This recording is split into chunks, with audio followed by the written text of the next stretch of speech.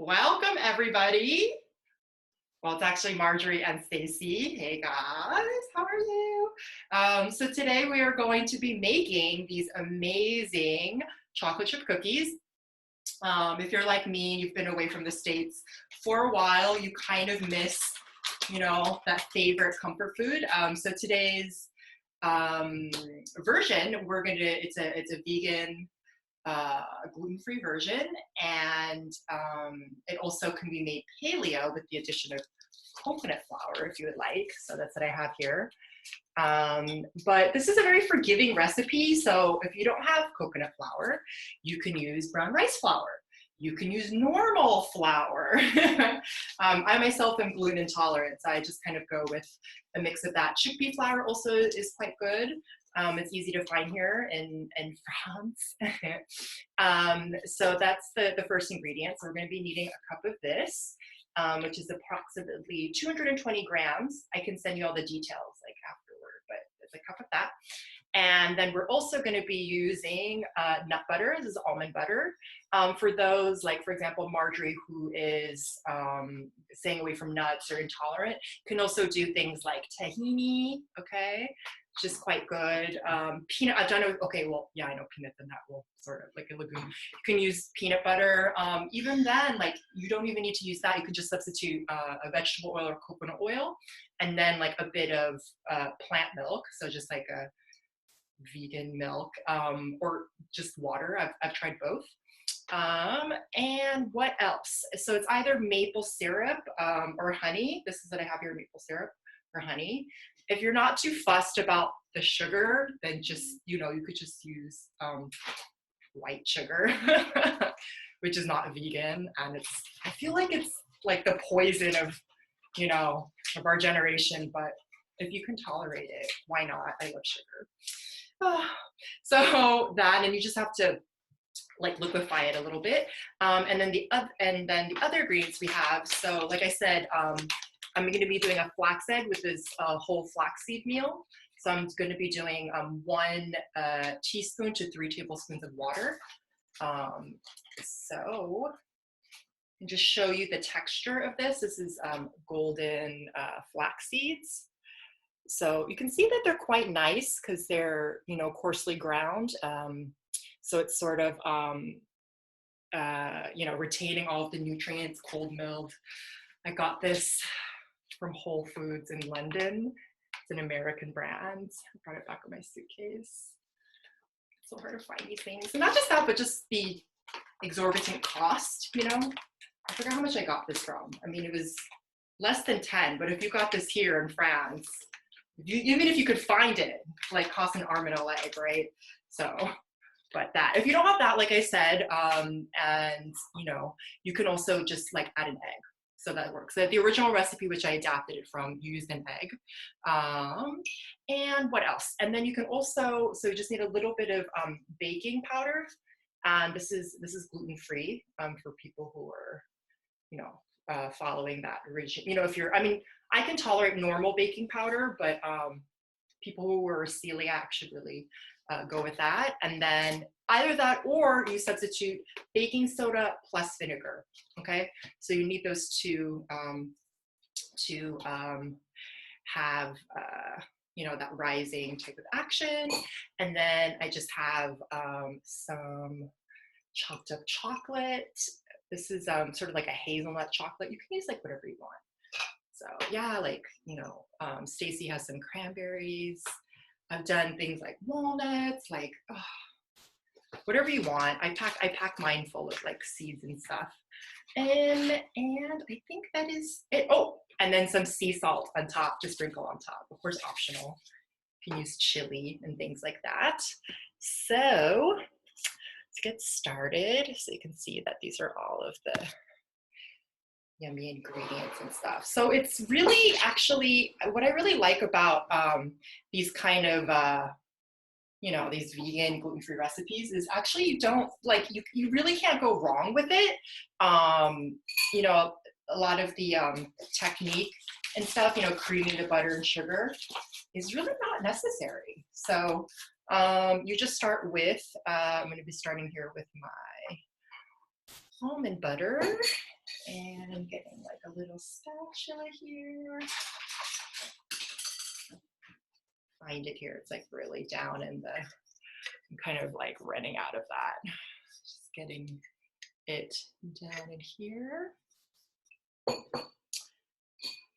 So I don't know. Well, for the people who know me anyways, I just became really, really sensitive to sugar. I think it started when I was about 25, possibly. I mean, I lived in Santa Barbara in California on the beach, and there's this amazing pancake place, you know, and I would go and have pancakes there with my partner at the time, who's French, actually. And they were amazing, you know, but if I had more than one pancake, I mean, I would totally just like, faint, you know? So I'm not necessarily diabetic, but if I just have like any sugar and I like fall asleep and I kind of get the shake. So it's kind of sad because like I'm a pastry chef and like sugar is my life. I moved to France to refine my skills in baking and bread and pastries and also wine, which I don't eat any of those things now, but yeah, but you know, just I really love, here we just have some tahini, so I'm gonna put some of that in there. So I just really love just the pleasure of dessert, like how it can make so much, like someone so happy, and it really connects and brings people together. And just as a, well, as a métier, you know, as an art,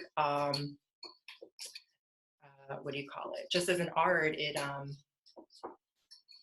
yeah, I mean, there's so much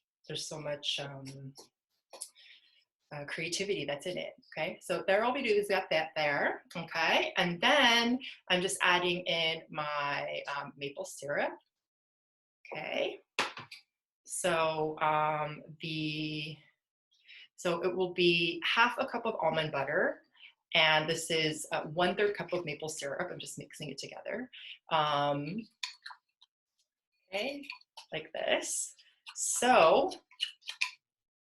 if you're using a flax egg, give you time to get it together. So I have my water here, and I'm just adding my flaxseed in there, okay? So you just let that sit for a few minutes, and that allows all the lignins to come out and to really hold your cookie together. And like I said, you could just throw in an egg. That was the original recipe. It was a paleo recipe, okay? And then, yeah, so we can go ahead and add the egg inside now. All right, and then I'll go ahead and add my flour in. So that's 1 cup. Okay, and then we mix.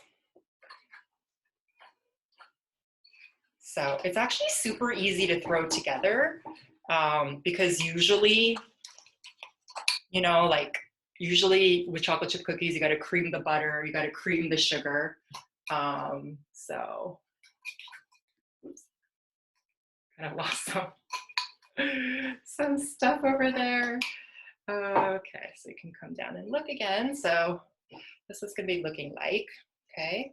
Then I'm going ahead and I'm going to just put, I'm just using my hands, but it's the baking powder, 1 teaspoon, and then my chocolate. Yummy! So what I found really difficult, coming here to France, is that there are no chocolate chips here. And now recently they've had it. They're called pépites de chocolat, but they're really tiny, and I feel like they don't taste that good, you know, and of course it costs like an arm and a leg. So I like to just chop my own chocolate.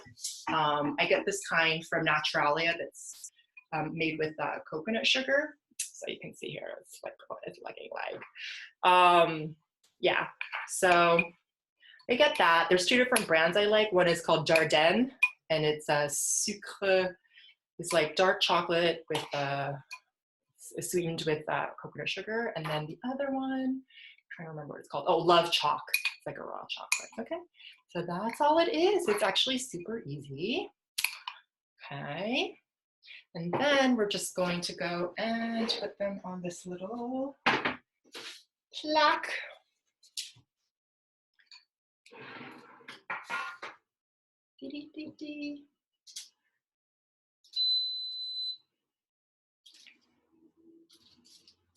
Okay, I should maybe use it. Well, if you have a little scoop, but I just kind of use my hands. Maybe I should be more fancy. There, like so.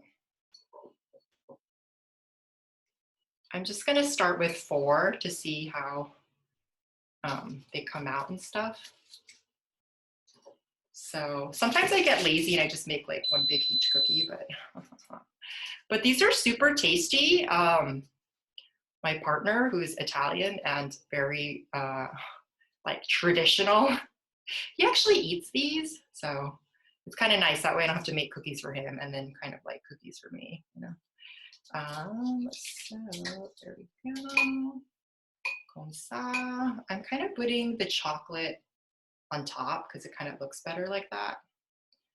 Like form them a little better. Of course, you can use a little scoop. I usually have one in my restaurant, but kind of don't have one right now, so we'll just kind of do that.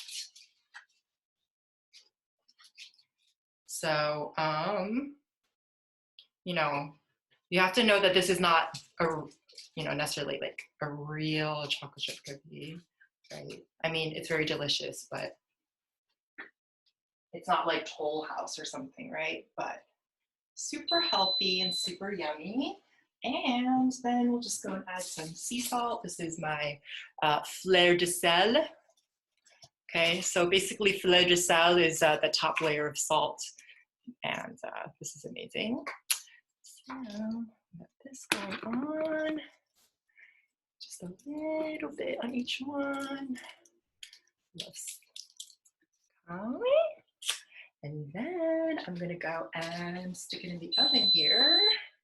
You can see down here my little oven here.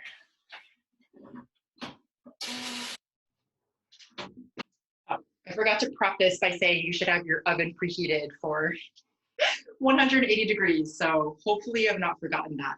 But it's okay because, you know, most of my baking career, I never preheated. And my cookies always came out perfectly. And it's like a waste of all that time, but you know, best to preheat. That takes about 12 minutes, 180 degrees Celsius. And yeah, so it's actually pretty easy and quick to put together. So that is my best ever vegan, gluten-free, paleo, refined sugar-free chocolate chip cookies. Let's wait to see how they turn out.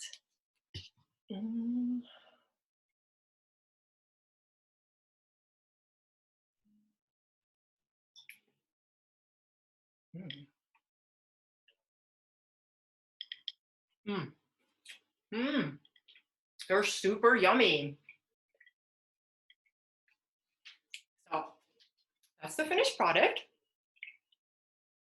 And they're so like crumbly and